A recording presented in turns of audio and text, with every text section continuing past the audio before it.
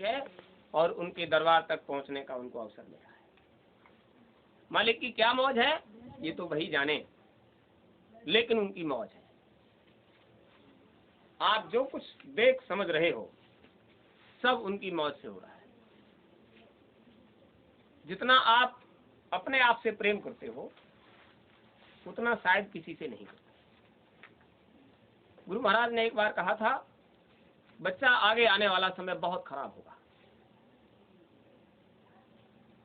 लेकिन उस समय जो लोग जीवन जी रहे होंगे उनका हृदय बहुत मजबूत हो जाएगा और उस समय की चोट सामने पड़ रही होगी और उसको बहुत जल्दी भूल जाए।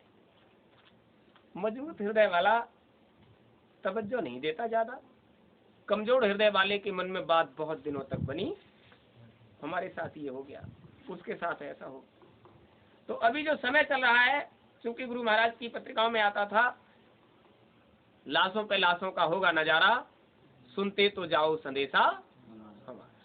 आज संदेशा सुनते हो और सबकी नजर में है कि इस समय इतना खराब समय चल रहा है, किंतु मालिक की मौज देखो, सब लापरवाह, सब बेपरवाह, सारी दुनिया के काम चल रहे हैं।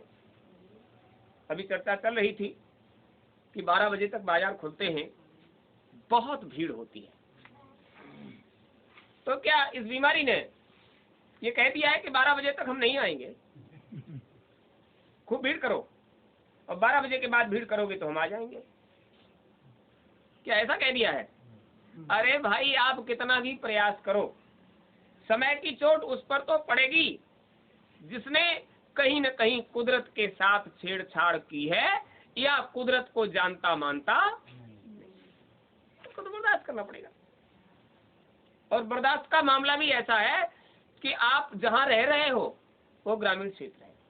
गुरु महाराज ने, उनकी मौज थी, एक बार बड़े मंच से बैठकर ये कहा था, बच्चा, गांव में रहते हैं देवता और शहरों में रहते हैं भूत। लोग हंस पड़े। शहरों में रहने वाले आज भूत बन गए और गांव के देवता आज भी सुखी संपन्न है। कोई परेशानी किसी को? इस बीमारी का कोई प्रभाव किसी पर? जुर्माना होता है। गांव वाले आज भी सुखी संपन्न है, वहाँ कोई समस्या नहीं, कोई परेशानी नहीं, शुद्ध हवा है, शुद्ध पानी है और मौज मर्जी से जी रहे हैं। लेकिन शहर वालों का, अभी एक रोज बाजार गए थे किसी काम से, तो अचानक से भगदड़ पड़ी। तो हमने लोगों से पूछा क्या हो गया, कोई बता ही नहीं रहा था, भाग रहे थे सब। वहाँ पास में ही एक दुकानदार था, हमने पूछा क्या बात है, उसने कहा बढ़ो आगे। ना आगे तो बढ़ रहे हैं, लेकिन बात क्या है, ये सब दुकानदार शटर गिरा रहे हैं, पब्लिक भाग रही है, क्या बात है?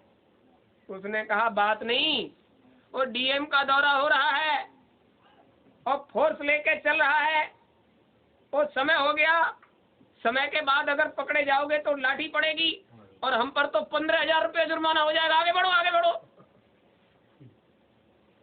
मतलब आप अगर 12 बजे तक बाजार में हो कोई बात नहीं, 12 बजे के बाद तुम पर जुर्माना हो जाएगा, क्योंकि डीएम की गाड़ी आगे आगे आ रही है, अब पीछे से कोरोना आ रहा है, अब तक कोई नहीं आ रहा था। ये सब क्या है? आप कितने भी चतुराई चालाकी करो और कुदरत के साथ जिसने जो किया है उसे उसका भुगतान करना पड़ेगा। ये कर्म का देश है। अगर खराब कर्म किए हैं तो जैसा कर्म करोगे वैसा फल देगा भगवान। बंद हो जाता 12 बजे, देख लीजिए। ये सब क्या है? बात यह है कि आपको अंतर मन से परमात्मा को जानना मानना पड़ेगा। आपको अंतःकरण से स्वीकार करना पड़ेगा कि तेरी सत्ता के बिना हे प्रभु आनंद मूल, पत्ता तक हिलता नहीं, खिले न एको। दिन भर बाजार खोले तो भीड़ न हो, कभी कोई जाए। यही तो है। अब उसमें क्या है, ये अपनी अपनी समझ है। पब्लिक को परेशानी है, जनता परेशान है तो होती है, होने दो। अब एक टाइम दे दिया तो सब भागदौड़ करते हैं, सब अब उतने ही समय में बहुत ज्यादा हो जाता है। तो देखिए, अब पत्रकार लोग उसको दिखाते हैं, यहाँ इतना भीड़ है, वहाँ उतना भीड़ है, मास्क लगा लिया, अभी एक प्रेमी कह रहे थे डबल मास्क लगा लेते हैं, एक के ऊपर एक चढ़ाना पड़ता है। अच्छा ठीक है, आपने डबल मास्क लगा लिया, भोजन कैसे करोगे? जब आप भोजन करोगे तो कोई ना कोई तो आपको भोजन देगा, कहीं भी करोगे तो मास्क चढ़ाए भोजन तो नहीं कर सकते। अब कुदरत को अपना काम करना है तो जिस समय भोजन करोगे उस समय इतना बड़ा ग्रास जाता है, इतना छोटा बैक्टीरिया नहीं जा सकता। ये तो सिर्फ चतुराई चालाकी है कि हमारी सुरक्षा कैसे हो, लेकिन हमें करना पड़ेगा। सुरक्षा अपनी करना अपनी जिम्मेदारी है। ये जीवन बहुत कीमती है और उसके बाद ये मिला हुआ मनुष्य तन उससे भी ज्यादा कीमती है। जीवन तो बहुत बार मिलेगा, पक्षियों के शरीर में, जल के जीवों में, फल के जीवों में, जानवरों में, शरीर स्रप में, कीड़े मकोड़े में, जीवन तो बहुत बार मिलेगा, लेकिन जीवन से भी ज्यादा कीमती सौदा है ये मनुष्य का शरीर। ये आज मिला है, फिर मिलेगा या नहीं मिलेगा इसकी कोई गारंटी। गुरु महाराज ने तो रजिस्ट्रेशन कर दिया है। गुरु महाराज कहते थे जो जी उस दरबार में पहुंच गया जहां जीते जागते देवता बैठे,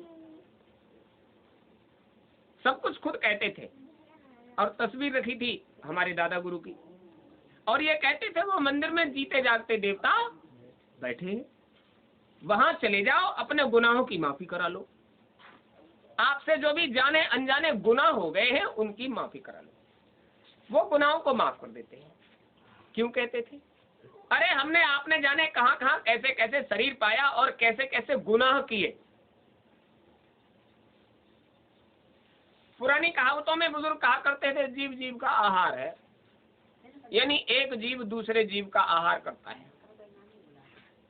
ये नहीं कहा था कि सारे जीव मनुष्य का आहार है, ये कहा था जीव जीव का आहार है। छोटी मछली को बड़ी मछली खा लेती है।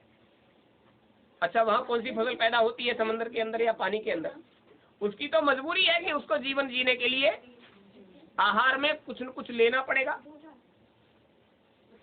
अभी कल की बात बताते हैं, एक पंख वाला कोई कीड़ा था, वो आकर जमीन पर बैठ गया, एक चिड़िया आई, उधर सेवा कर रहे थे, अचानक से चिड़िया ने उस पर झपट्टा मारा, तो वो हाथ में झाड़ू थी तो हमने झाड़ू ही मार दी उसमें, चिड़िया में, लेकिन वो इस तरह से उड़ी कि वो पंखों के साथ उसको ले गई और दूसरी जगह गिर गया वो, और जब तक लपकते तब तक तो उसने उसको मतलब बहुत विचार किया कि इसको बचा पाए, तब तक तो उसने उसको गटक लिया। जीवन उसका भी है, प्राण उसको भी उतने ही प्यारे थे। जैसे ही चिड़िया आई वो छटपटाया, लेकिन उसने हमने झाड़ू को चलाया उस पर और तब तक वो उधर घसीट ले गई उसको, और जब तक वहां तक पहुंचते तब तक उसने उसको। सोचिए ये घटना आपके साथ घटे तब कैसा लगेगा। ये काल का पशारा है, वो कभी भी कुछ भी कर सकता है और हमें उसे बर्दाश्त करना पड़ेगा। अब गुरु महाराज क्या कहते थे, जो उनका हो जाता है वो काल के खाते से बाहर। ये शरीर जिसका है वो कुछ भी करे, मना ये आपको हमको सबको मिला है, ये शरीर तो काल का ही है। काल ने मिट्टी पानी आग हवा आकाश को मिलाकर हमको ये पुतला दिया, तो इस पर वो शासन भी करता है। इस पुतले का सुरक्षा व्यवस्था जो करते हो उसमें उसका पूरा हाथ है। काल का देश है और काल ने ये पुतला दिया है, और वो भोजन की व्यवस्था तुम्हें इसके लिए करनी पड़ती है, वस्त्र की व्यवस्था इसके लिए करनी पड़ती है, सर्दी गर्मी बरसात की व्यवस्था तुम्हें इसके लिए करनी पड़ती है, जीवात्मा के लिए नहीं करनी पड़ती। शरीर आपका काल का है और जीवात्मा आपका दयाल का है। बिना जीवात्मा के काल का शरीर चल नहीं सकता। काल की मजबूरी है कि वो जीवात्मा के आगे जाने से डरता है, लेकिन जीवात्मा के साथ जो लगा हुआ है अंतःकरण, मन बुद्धि चित्त और अहंकार, ये तो उसका अपना है। मतलब जब ऊपर से उतर कर आए थे तो ईश्वर ने इसको भेंट में जो दिया है मन बुद्धि चित्त और अहंकार को, ये तो उन्हीं का है। जब इधर से जाओगे तो ये रास्ते में ही छूट जाएगा। जीवात्मा को तो अकेले ही जाना है, इसलिए हमारा अंतःकरण भी काल के इशारे पर काम करता है। जीवात्मा के प्रयास से या दयाल जिस पर दयाल हो गए हैं उसका अंतःकरण दयाल का हो गया है। अब काल के खाते से निकल गया, दयाल के खाते में चला गया अंतःकरण। मन गुरु का हो गया, बुद्धि गुरु की हो गई, चित्त गुरु का हो गया, अहंकार गुरु का हो गया, फिर तुम्हारे पास क्या रहा। इसलिए भक्तों ने ये बात कही थी, जो समर्पित हो जाता है